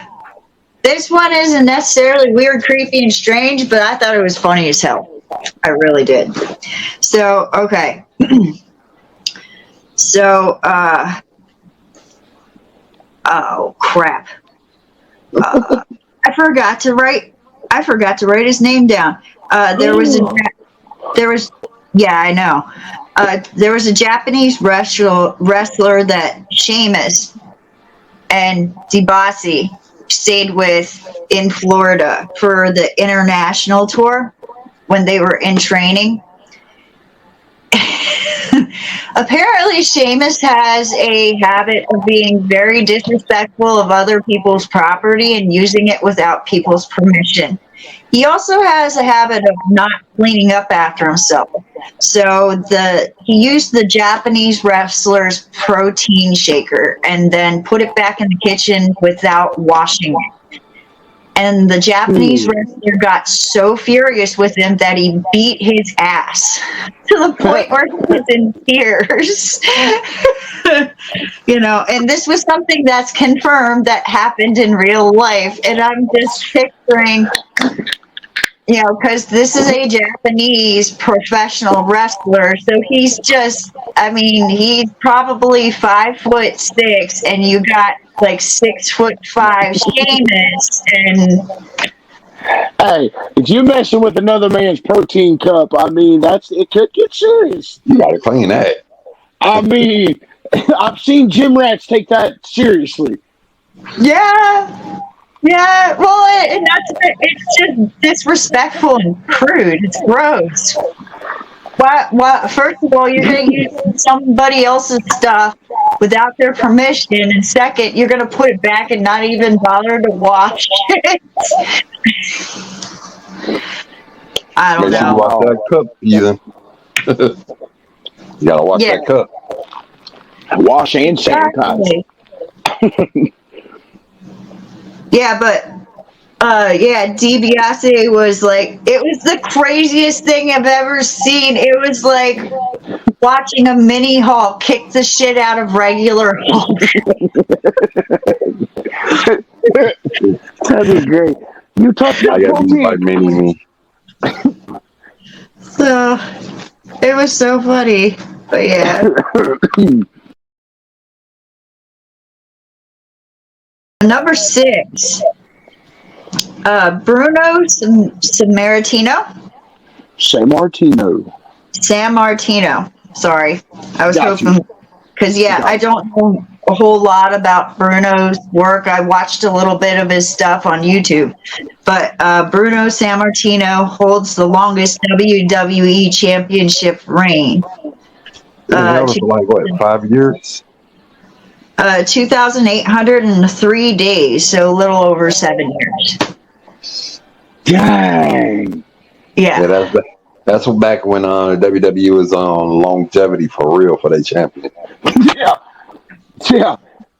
Yeah. And I couldn't get straight up answers on like any of the other ones, WWF, WCW, even I even looked up MMA, all those to see any comparison of statistics. There ain't nobody gonna touch that one. Yeah. So it was like mind blowing. I mean, just to be able to sit back and be like, yeah, I held their title for 7 years. 7 years, bro. Yeah. Whew.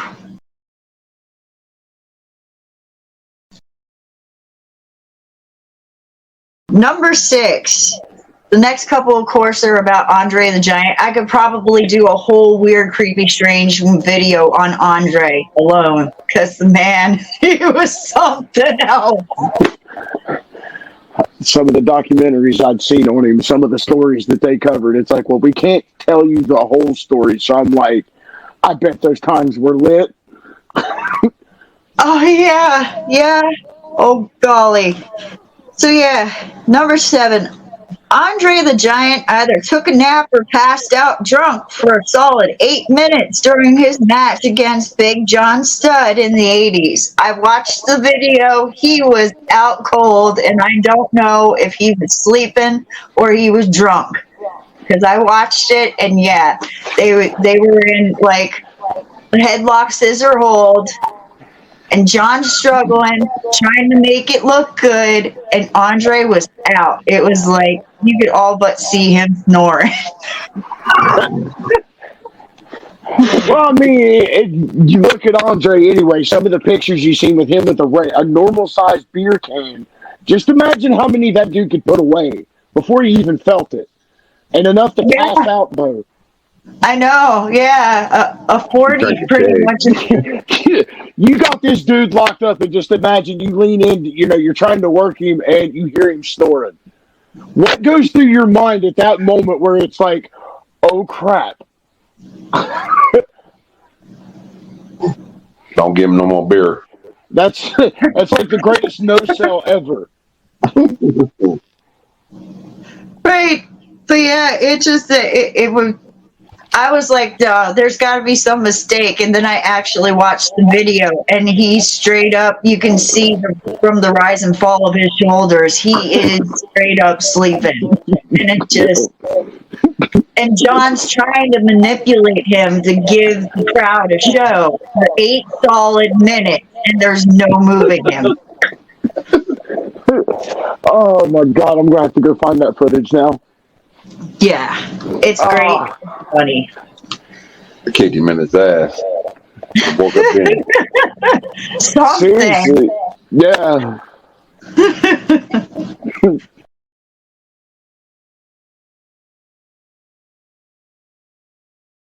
All right, number 8. Andre the Giant had farts so foul and notorious that certain pilots refused to fly if he was the passenger. Oh, Stinky Butt back on the plane. Oh, dude, in a way, I don't know what you hear. A lot of the stories, like the ones that talk about Big Show, the ones that talk about the bigger guys that would just lift their leg and they knew what was coming.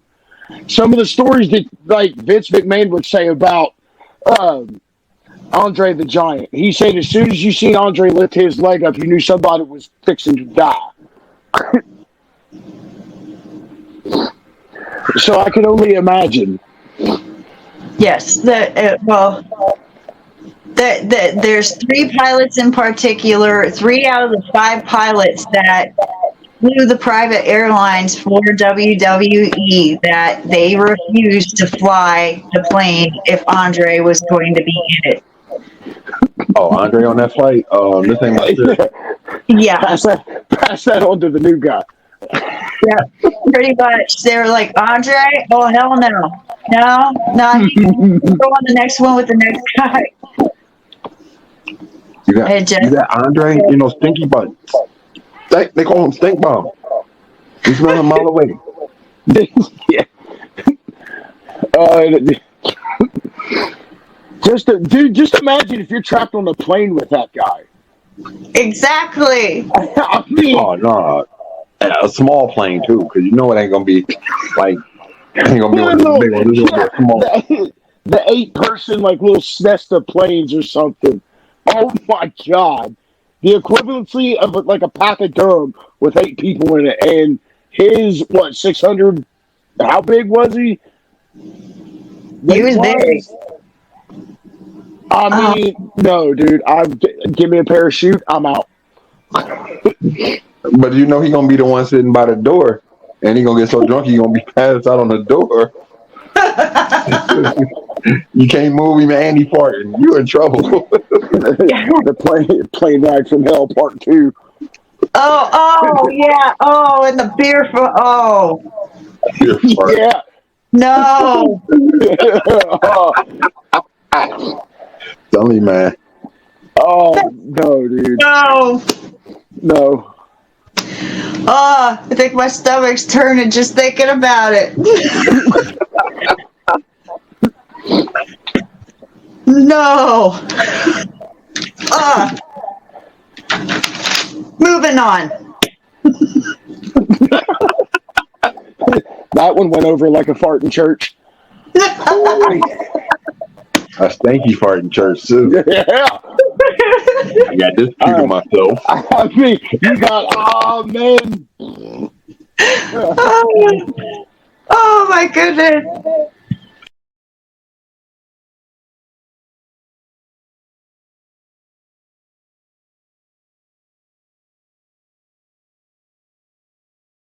One thing that a decent amount of people don't know is that Abraham Lincoln, our former president, he was actually a wrestler when he was in his youth. Before he decided to become a lawyer and run for office and all that wonderful jazz, he was actually a wrestler. Honest Abe versus Hulk Hogan. I never would have pegged Honest Abe as a wrestler, bro. Oh yeah. Yep. He started out pretty much, kind of defending people when he was young, because he was always a big guy. And as he got older, he was kind of like the bouncer for his stepbrother's river barge. Yeah. Mm-hmm. Yep. And he started doing that at 19. Damn. Yeah. And so he worked on doing that and different side jobs as wrestlers, because in bars and pubs and stuff in the basement, they would hold fist fights and different types of wrestling events and stuff, kind of like an underground wrestling and boxing ring thing. Like the old bare knuckle clubs. Yeah, he would be the shopkeep during the day, and then he would go to these clubs at night just to make ends meet. So at the age of 29, the shopkeeper that was his boss decided to sponsor him to wrestle the guy that was supposed to be the strongest guy in the county, Jack Armstrong. And that's when people started to really notice him and started really listening to him about his political beliefs. And somebody was like, hey, you should become a lawyer. And he's like, you know what? I think I will. And that's where his career started. So, call his finisher the 4-score, man. But yeah, it was like, okay. Four score and the people's elbow go. Yeah. We the people just whooped your candy asses.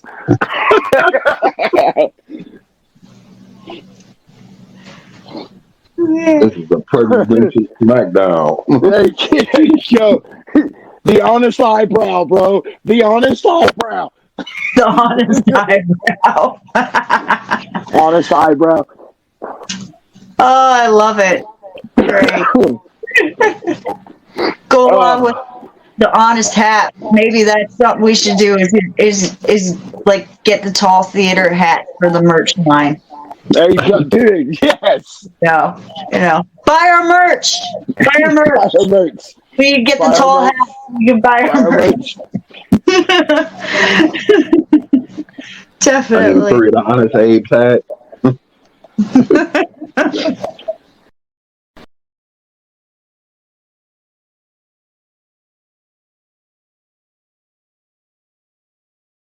And number 10, last one. The first wrestler in history, well, the guy that's credited as being the first wrestler, is a French showman, Jean Exbriat. I think that's how you pronounce his name, Exbriat.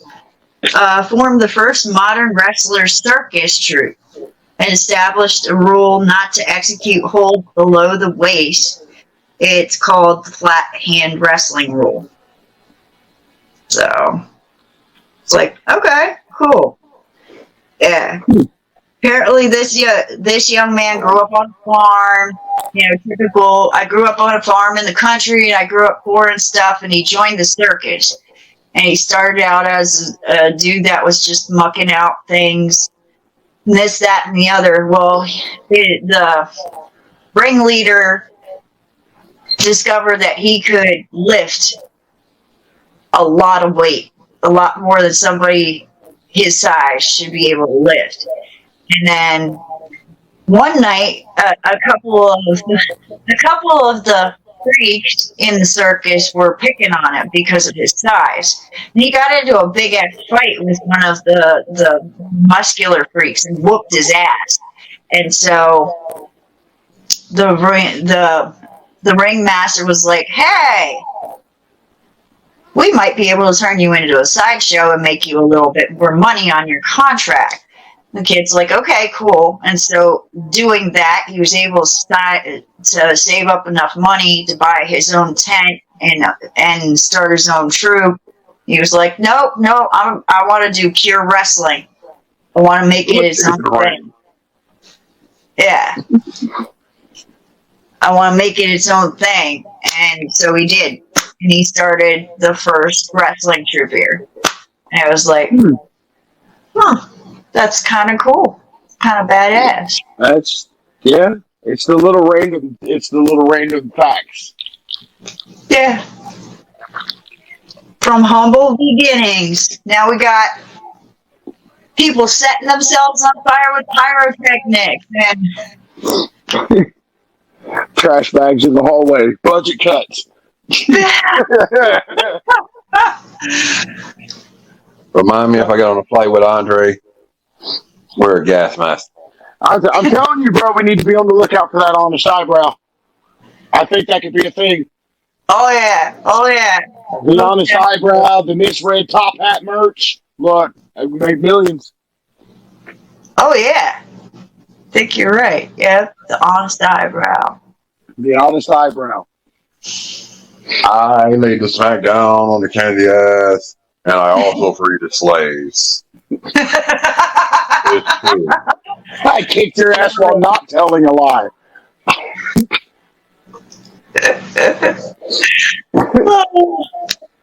Oh, goodness.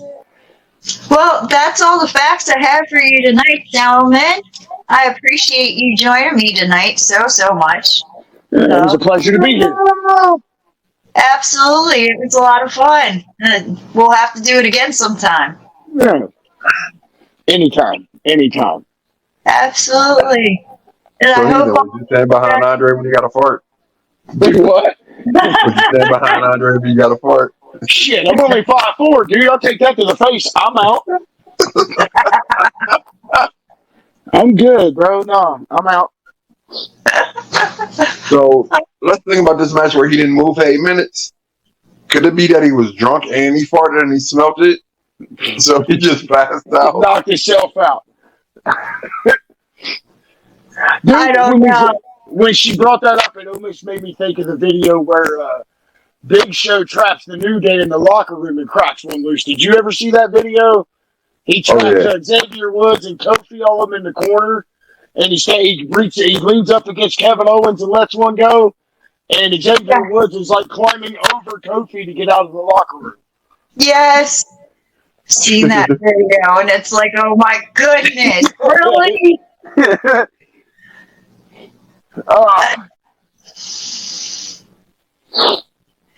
Sometimes there are no words. There are no words.